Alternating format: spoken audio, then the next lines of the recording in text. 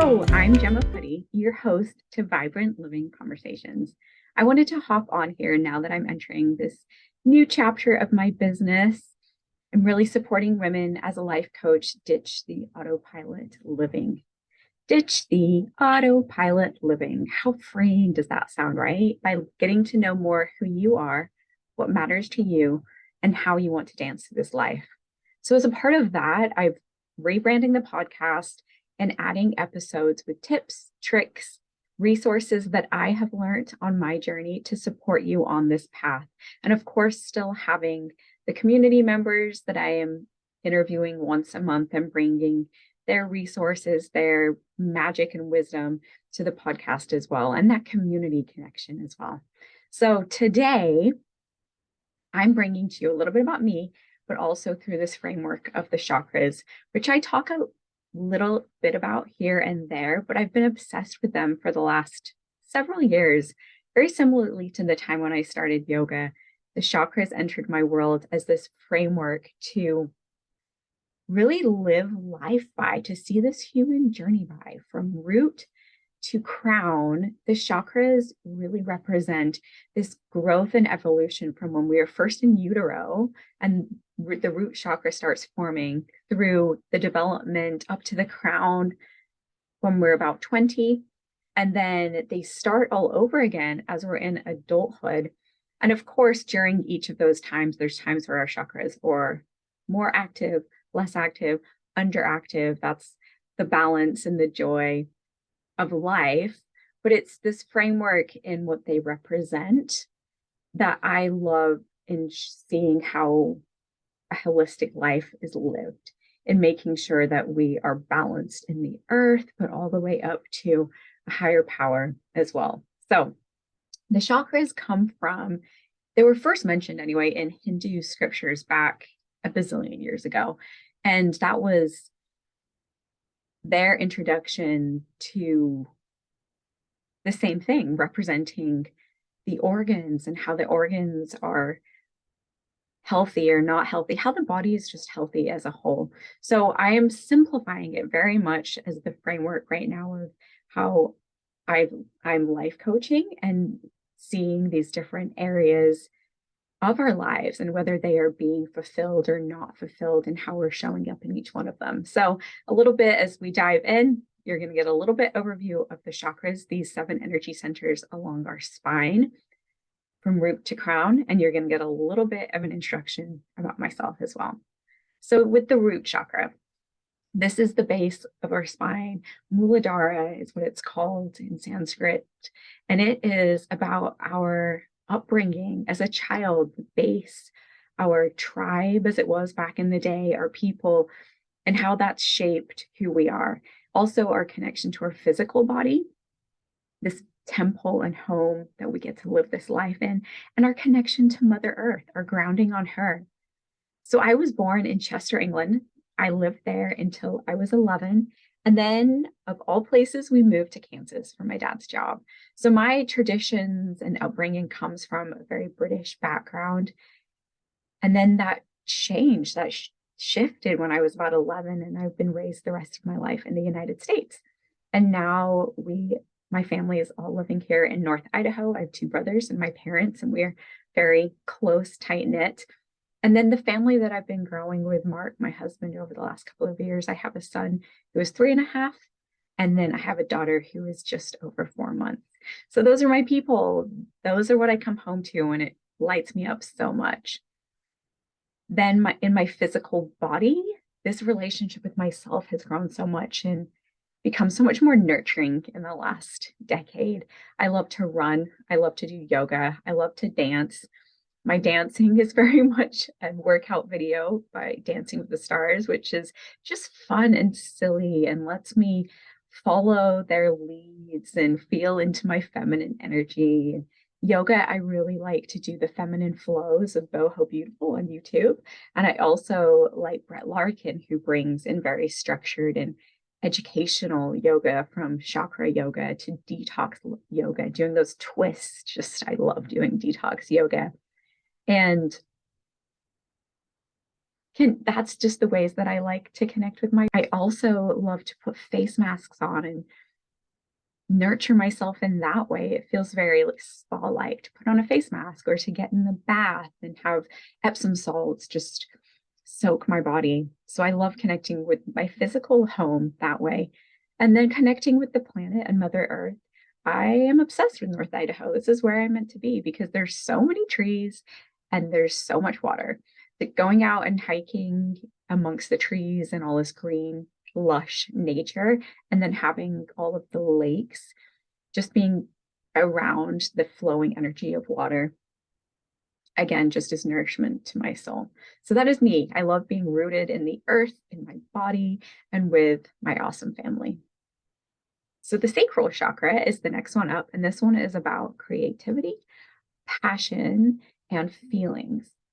So for me, I'm just a passionate person. I get excited about things. I use the word excited probably way too much. But this is, well, I started using Magical Mondays as a hashtag on my Instagram recently. And this is the epitome of this one for me, is finding small pleasures, childlike joy, and keeping the fun in the day-to-day, creating rituals out of things with my crystals, with essential oils, like the senses of it all, bringing the smells, the tastes, the sounds, whether it's meditation bowls or smudge sticks.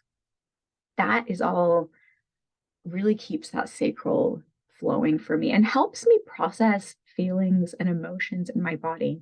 On another level, with the sacral, it's dressing myself in clothes and jewelry that feels beautiful and brings joy to me on a day-to-day basis and enhances that creativity and expression of who I am in this physical body.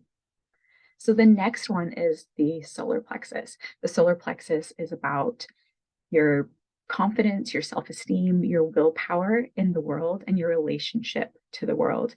How this developed for me was by taking crazy amounts of personality tests from Human Design, StrengthsFinder, Ayurvedic doshas, the Chinese medicine elements, knowing who my friend's character is, what dog I am, understanding through these frameworks, seeing my strengths, my personality quirks, who I am when I wasn't in my most confident times, allowed me to look at myself and see that I'm a unique being. We're all unique beings, but instead of looking to myself and being by the world standards, I should be more this way, or I should be more that way, or I should be fitting more into this box. These personality quizzes, tests allowed me to see my strengths for me. This is what I have been gifted with to dance through this life with. So that's where I can step into my own power and live from my own truth rather than outsourcing my power and trying to mold myself to a world that doesn't make me feel good in who I am. So that's the solar plexus. And I love that one. The next one is the heart. So the heart chakra is all about loving and being loved. So for me, I love loving. I'm a gusher. Like I said, I love being passionate and I love gushing about things. I just get excited and I just want to see the beauty, and I do see the beauty in so much. But the heart chakra really opened for me on so many levels when I had my son. So about 3.5 years ago, when I was loving him in this whole new way that I didn't even know was possible. But it also gave me an opportunity to be loved and nurtured in a new way. And I was in the space at that point to open and be in that vulnerable position, which in my earlier years, I hadn't. I had been very much rushing to be productive and successful. And I put walls up against other people and against receiving love and nurturance because I was on my own path and I didn't need anyone else. So it's very recent to me of being in this space of love, giving love and receiving love. And it has enhanced my ability to be in my feminine flow and to feel calmness and peace and connectedness to higher powers, to family, to loved ones in this whole new way. I'm getting chills even talking about it. I love it so much. And the heart chakra is so powerful in another way that it's connecting the three lower, more grounding chakras, the ones that are connected to the physical world, to our physical body and our outward life, to the three higher chakras, which are more about intellectual and higher connection. So the heart is that pinnacle in the middle that brings all of it together. So the next one is the throat chakra, which is about self-expression and communication. And it's very much about self-expression in, okay, now we've figured out who you are in the world and how you're able to love and be loved. But then how does that, your uniquenesses, be expressed to the world as you starting to serve your purpose and mission in this life? So for me, it was when I started to podcast and I stepped into being a life coach and creating this business that allows me to be creative and bring my ideas to the world and realizing how I like to do that. I love graphic design. That's always been a passion of mine in multiple parts of some of my prior jobs. And being able to translate complex ideas into visual graphics that I think are beautiful makes me really happy. And then podcasting, talking to people and sharing ideas. And this element is a whole new way of me really tapping into my throat and using my own voice to come to you and share these ideas that are spinning around in my head and my body and have shaped the woman that I've become and this life that I'm just really enjoying dancing through. So the next one is the third eye, Ajna, the brow chakra, which is very much about intuition, but also about intellectual growth. So intuition is that piece of listening to your inner guidance. For me, when I connected to my intuition, these ideas, I almost feel like they drop in to me. So I'm doing yoga or I'm out for a run or a walk, and an idea or answer to a question that I've been thinking about just kind of drops in. And I'm like, ah, yes, of course. So with the podcast, I had just been getting this feeling over and over again, like just start it, just start it, just start it. And I was pushing back for a number of reasons. But then I started it and it's opened up this whole journey for me of creativity, of connecting with local community members, with people who are on this path like me to their life purpose in a holistic, healthy, more Eastern way of living, which has been so fun. So listening to that intuitive hit and then following it has just opened so many doors on the path that I now know that I'm meant to be on. On the intellectual side, for me, personal growth has just always been a passion of mine. I'm always just so curious about the world and I want to know more about people and what makes people tick and other ways of living. So for travel, world cooking, ways of bringing other perspectives into my life so I can appreciate them, but also understand and just broaden my horizons of what is possible in the world. Other things, growth things for me right now are Reiki. I've been training in Reiki for a while and I continue to advance that. Kundalini yoga is a passion of mine.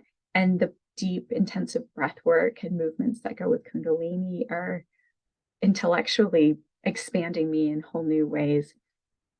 So that's just a few of them on the Ajna third eye.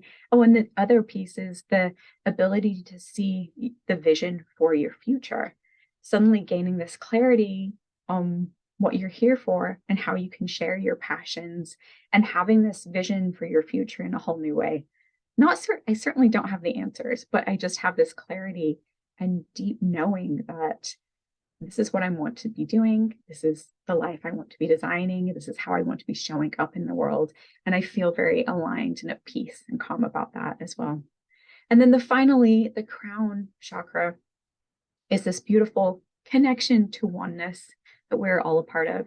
And just knowing that I am being supported and guided on a much higher level than I fully even comprehend is just a beautiful thing.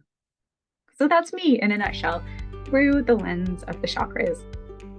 Now, the podcast will still be available and you can find it on any podcast platform. Of course, you can also watch it on my YouTube channel. And the best way to find me in general is on my website, which is gemmapuddy.com. That's GEMMA, puddy, PUDDY.com. So thank you for listening today, and I look forward to many more times together. Take care. If you like this podcast, I want to invite you to coach with me. Let's ditch the autopilot living to slow down, tune in, reset, and redesign your life to glow from the inside out based on the beautiful being who you are, what matters to you, and how you want to dance through this life. I help you understand your self-sabotaging ways, program thinking, and tendencies to outsource your power, and reshape them to align with the true you for this chapter of your life. To join me in a complimentary coaching session, go to my website, www.gemmapuddy.com. Sending all the love, light, and vibrancy. Until next time.